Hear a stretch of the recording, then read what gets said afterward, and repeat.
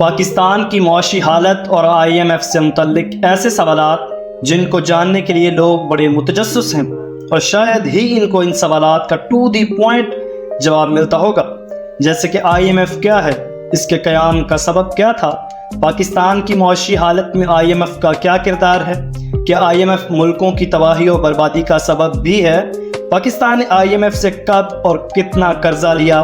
ان سارے سوالات کے جواب جاننے کے لیے ویڈیو کا انت تک دیکھیے۔ میں ملک احسن اور آپ دیکھ رہے ہیں آگاہی چینل۔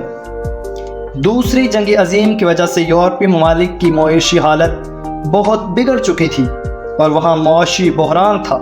ضرورت تھی کہ ان ممالک کی معیشت کو مضبوط بنایا جائے اور ان کی معاشی حالت درست کی جائے، لہٰذا اس مقصد کے لیے 1944 کو امریکہ میں ایک بریٹن ووڈ کے نام سے کانفرنس ہوئی، جس میں دنیا بھر سے کئی ممالک نے شرکت کی۔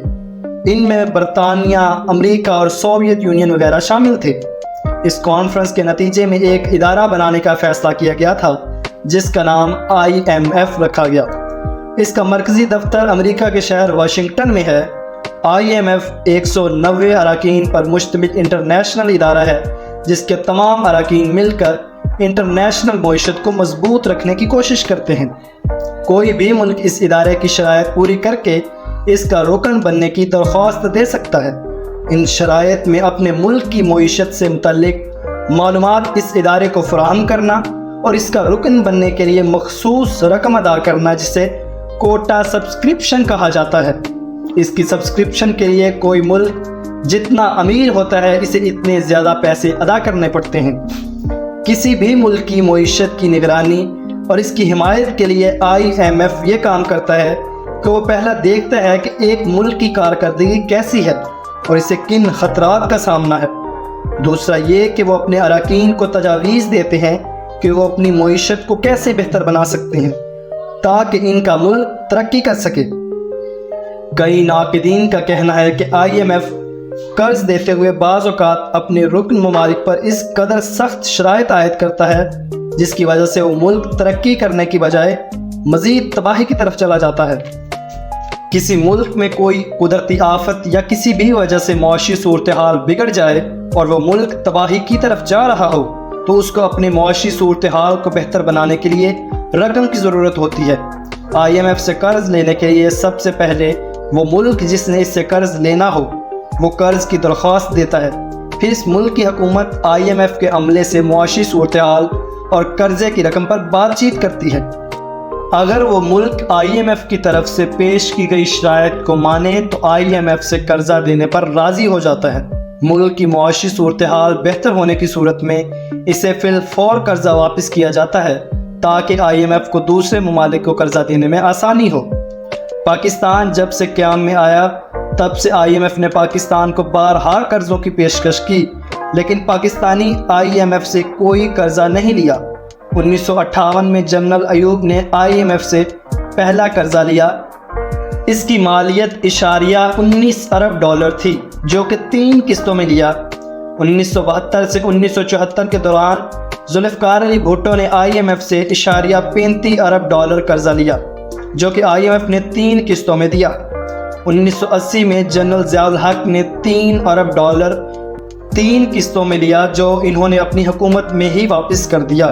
1988 میں بے نظیر بھٹو کے پہلے دور میں $91 ارب پاکستان نے IMF سے بطور قرضہ لیا اور اسی سال نواز شریف کی حکومت میں IMF سے پھر $1.59 ارب کا قرضہ لیا گیا۔ 1993 میں بے نظیر بھٹو کے دوسرے دور حکومت میں $2 ارب سے زیادہ کا قرضہ لیا گیا۔ اس کے بعد 2000 سے 2001 تک جنرل پرویز مشرف نے $2 ارب 2 قسطوں میں لیا اور پچھلے قرضوں میں سے $7 ارب جنرل پرویز مشرف نے IMF کو واپس کر دیا۔ 2008 میں آصف زرداری نے $7 ارب کا قرضہ حاصل کیا تھا۔ آخر میں 2019 میں تحریک انصاف کی حکومت نے $6 ارب کا قرضہ حاصل کیا، جس میں سے $3 ارب وصول ہوئے اور باقی $3 ارب کے لیے حکومت کے IMF سے مذاکرات جاری ہیں۔ ان قرضوں کو حاصل کرنے کے لیے جو شرائط IMF نے رکھی، اس میں یہ تھا کہ تیل، بجلی اور دیگر کھانے پینے کی اشیاء پر جو حکومت کی طرف سے عوام کو سبسڈی دی جاتی ہے اس کو ختم کیا جائے، ملک کی آمدنی بڑھائی جائے اور اخراجات کو کم کیا جائے۔ پاکستان کا شروع سے یہی مسئلہ رہا کہ جب بھی کوئی نئی حکومت اپنی مدت کے اختتام پر ہوتی ہے تو وہ حکومتی اخراجات کی صورت میں بڑا بجٹ خسارہ چھوڑ کر جاتی ہے۔ پھر جب نئی حکومت آتی ہے تو اسے اس قدر بڑے خسارے کو پورا کرنے کے لیے اس کے پاس IMF کی طرف جانے کے علاوہ کوئی دوسرا راستہ نہیں ہوتا۔ IMF جب پاکستان کو قرضہ دیتا ہے تو ساتھ یہ شرائط بھی رکھتا ہے کہ پیٹرول، بجلی اور دیگر کھانے پینے کی اشیاء پر ٹیکس بڑھایا جائے، جس کی وجہ سے ملک میں مزید غربت بڑھ جاتی ہے۔ IMF کا کہنا ہے کہ پاکستان کی موجودہ صورتحال انتہائی خستہ ہے۔ صورتحال کو بہتر بنانے کے لیے حکومت کو سخت فیصلہ کرنا ہوں گے۔ تاریخی طور پر دیکھا جائے کہ جن ممالک نے مکمل طور پر IMF سے قرضہ لیا اور جو شرائط اس نے رکھی وہ ان ممالک نے اپنے ملکوں میں نافذ کی تو وہ تباہ و برباد ہو گئے۔ 1980 اور 1997 میں لاطینی America, Cambodia, Laos, Indonesia, Malaysia, Philippines اور دوسرے ممالک میں معاشی بحران IMF کی شرائط پر عمل کرنے کی وجہ سے ہی آیا تھا۔ IMF کی واحد کامیابی 1940 کے آخر اور 1950 کی دہائی میں ان مغربی ممالک کی تعمیر میں مدد جو دوسری جنگ عظیم سے بری طرح متاثر ہوئے تھے۔